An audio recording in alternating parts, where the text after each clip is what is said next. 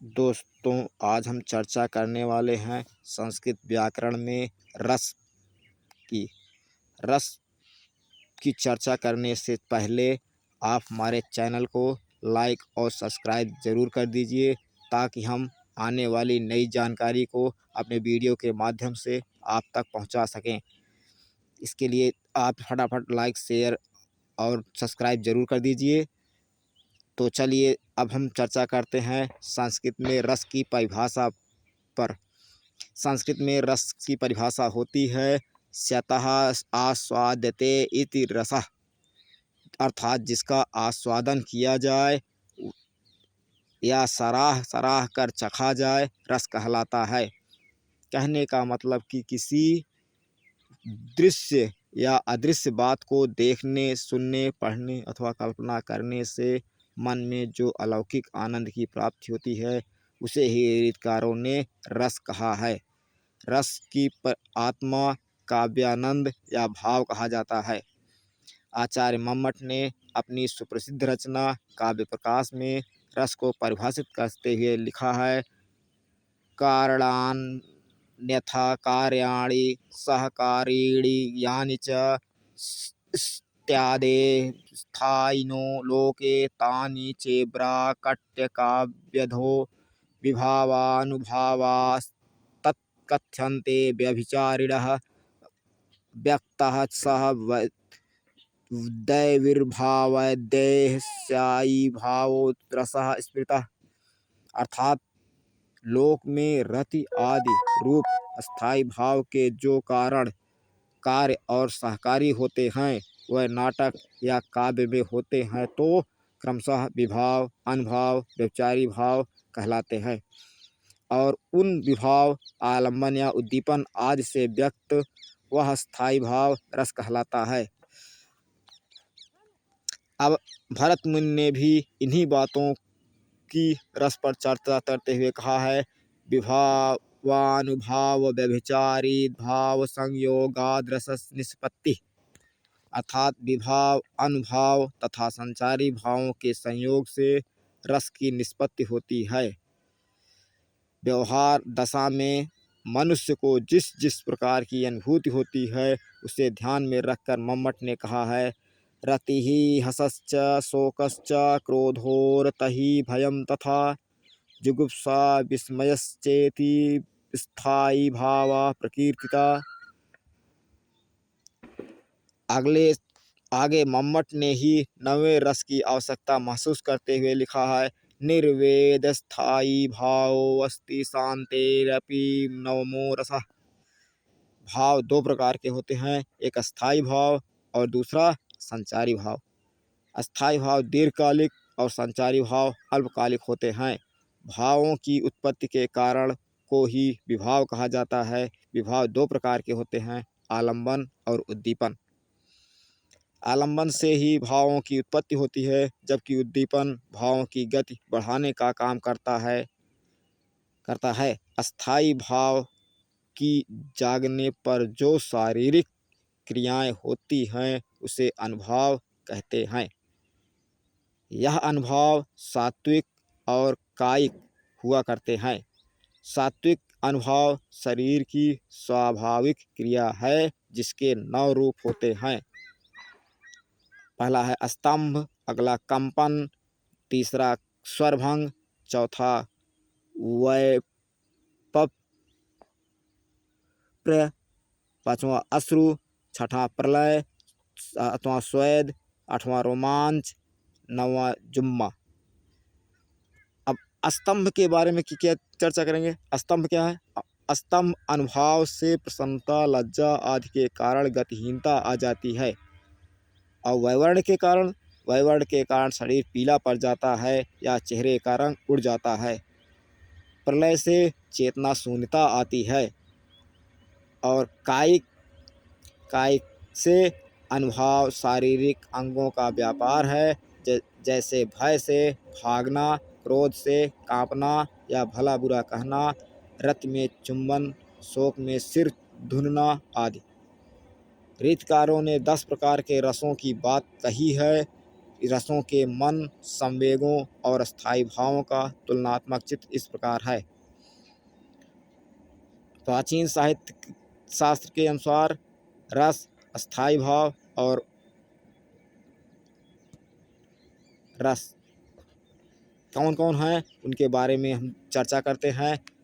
भयानक रस का स्थायी भाव भय और रौद्र रस का स्थायी भाव क्रोध, बीभत्स रस का स्थायी भाव जुगुप्सा और करुण रस का स्थायी भाव शोक, श्रृंगार रस का स्थायी भाव रति, अद्भुत रस का स्थायी भाव विस्मय, हास्य का स्थायी भाव हास, शांत रस का स्थायी भाव निर्वेद, वीर रस का स्थायी भाव उत्साह, वात्सल्य रस का स्थायी भाव स्नेह।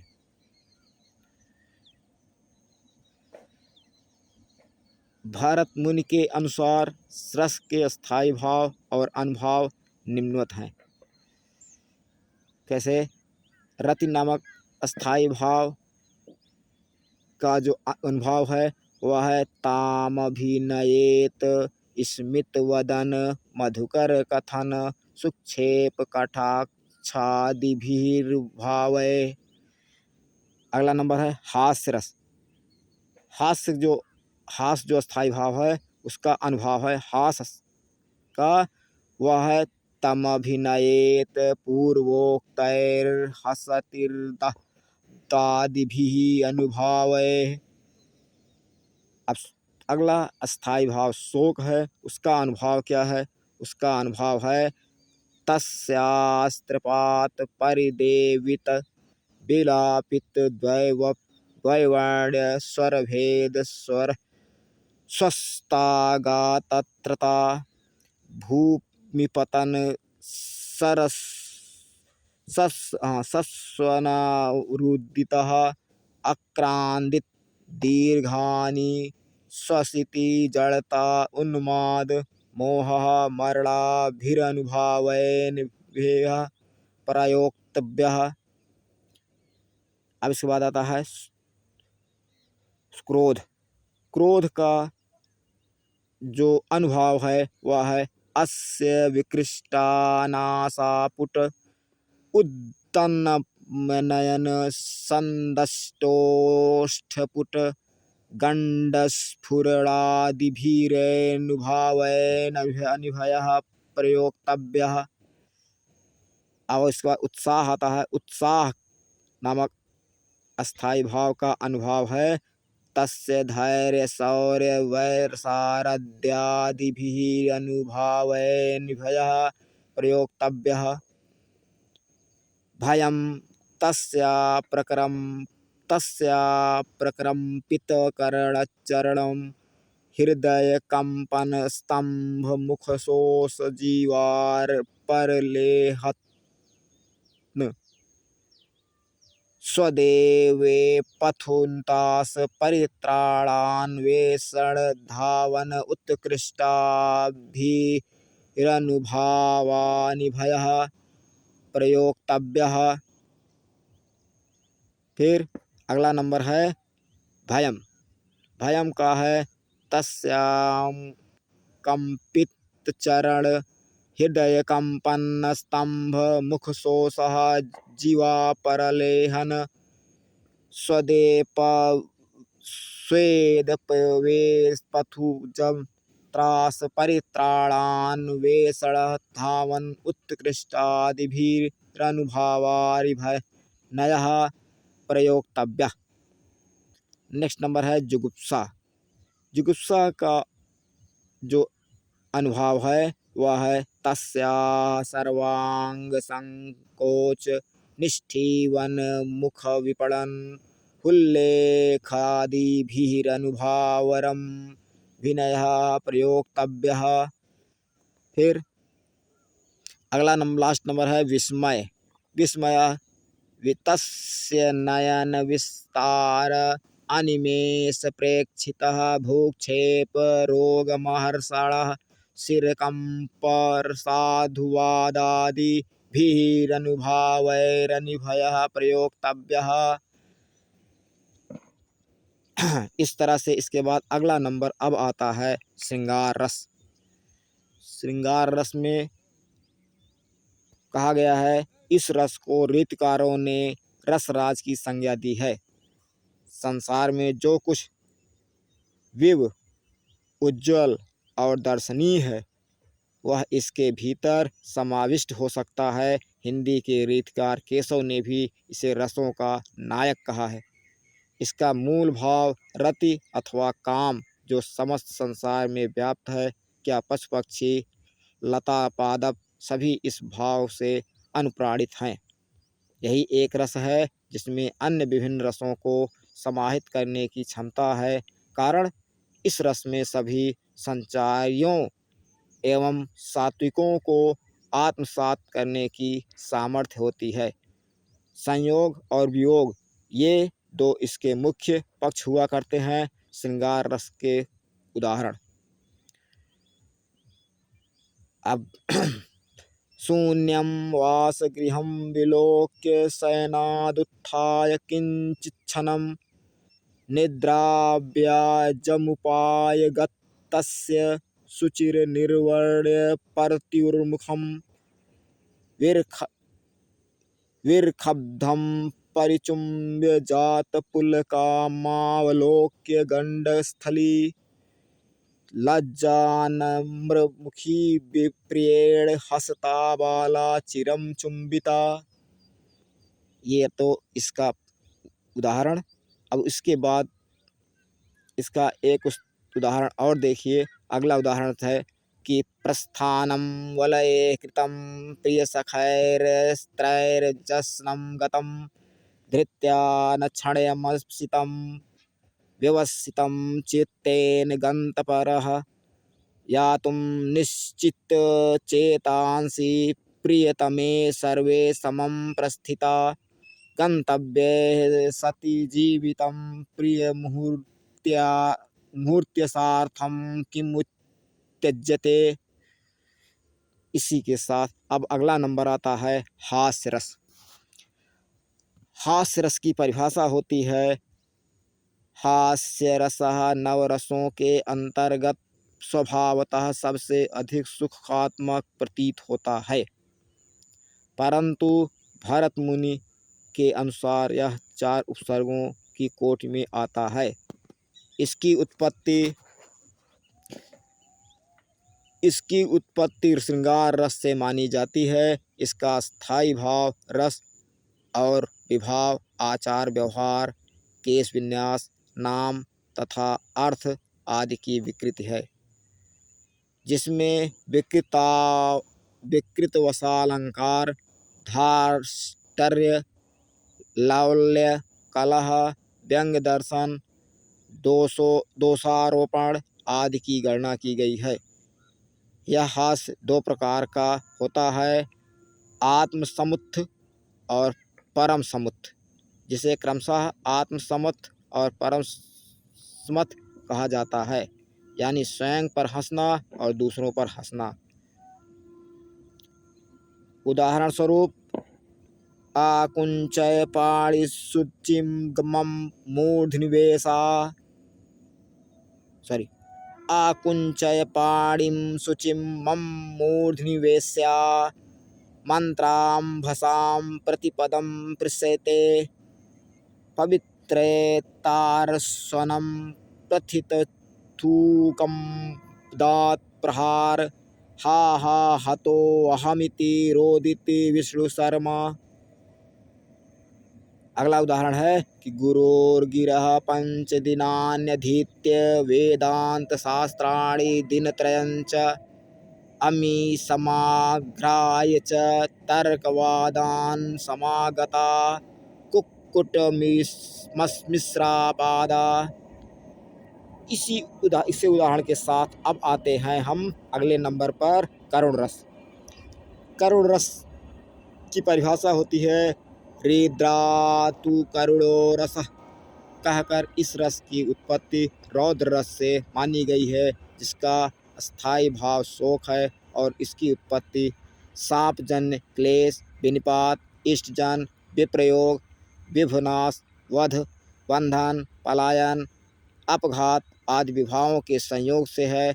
करुण रस के अभिनय में अश्रुपातन परिवेदन आदि विलाप मुख शोषण, वैवप्रय, त्रस्तगात्रता, निःश्वासा, स्मृति विलोप आदि अनुभावों के प्रयोग का निर्देश किया गया है। फिर निर्वेद, ग्लानि, चिंता, औत्सुक्य, आवेग, मोह, श्रम, भय, विषाद, दैन्य, व्याधि, जड़ता, उन्माद, अपस्मार, त्रास, आलस्य, मरण, स्तंभ आदि को व्यभिचारी या संचारी भाव के रूप में परिगणित किया गया है। भवभूत की रचना उत्तर रामचरितम करुण रस का सर्वोत्तम उदाहरण है।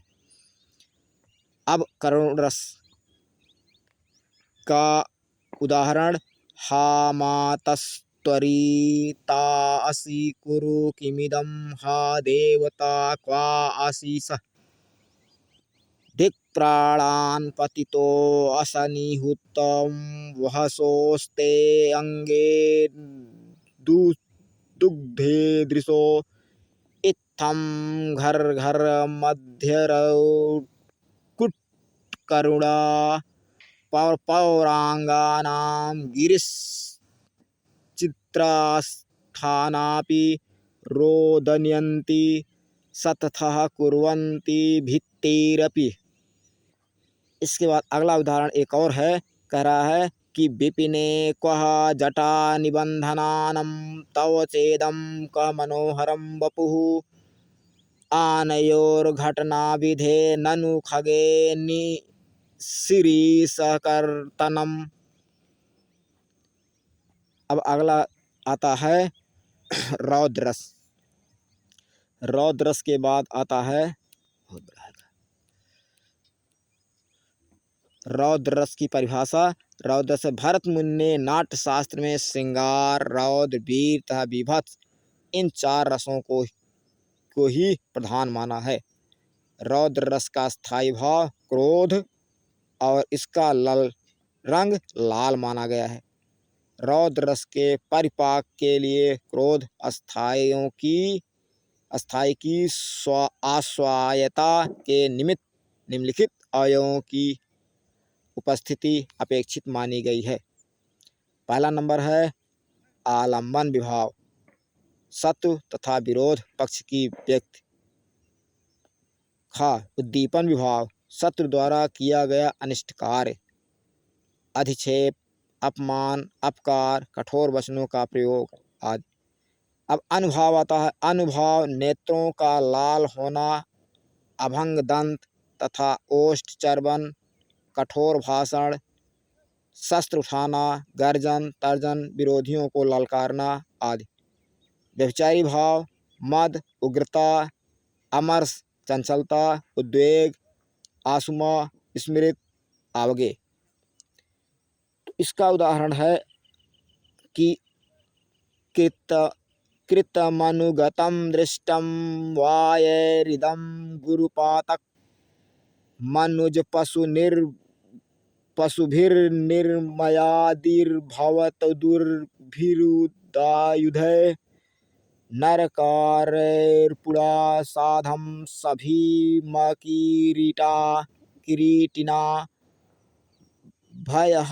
भयहं सिंगने दो मासे करोमि दिशां बलिम। अब इसके बाद अगला नंबर आता है वीर रस। वीर रस की परिभाषा, श्रृंगार के साथ स्पर्धा करने वाला वीर रस ही है। इसी से अद्भुत रस की उत्पत्ति बतलाई गई है। इसका रंग स्वर्ण अथवा गौर माना गया है। इसका स्थायी भाव उत्साह है। सामान्यतः रौद्र और वीर रसों की पहचान में कठिनाई होती है। दोनों के आलंबन, शत्रु तथा उद्दीपन उनकी चेष्टाएं हैं। कभी कभी रौद्रता में वीरत्व और वीरता में रौद्र तत्व का आभास मिलता है, लेकिन रौद्र रस का स्थायी भाव क्रोध और वीर रस का उत्साह होता है। क्रोध में प्रमोद, प्रतिकूल्य अर्थात प्रमाता के आनंद को विच्छिन्न करने की ताकत होती है, जबकि उत्साह में एक प्रकार का उल्लास होता है। क्रोध में शत्रु विनाश और प्रतिशोध की भावना होती है। परंतु उत्साह में उदारता पाए जाते हैं। अब इसका उदाहरण है वीर रस का कि क्षुद्रा संत्रामय समते विजहतः हरयक्षोण्य सक्रेम भूकुंभ पुष्पदेहे सुलज्जां दधाति परममीयसायका निष्पतन्तः सौमित्रे तिष्ठं पात्रं त्वमसि नहि रुषां नन्वहं मेघनादः किञ्चिदद्भुतलाभङ्गलालनैमितजलभि राममन्वेषयामि। इसके साथ साथ अब हम अगले प्रकारों की परिभाषा हम अगले वीडियो में भेजेंगे। धन्यवाद।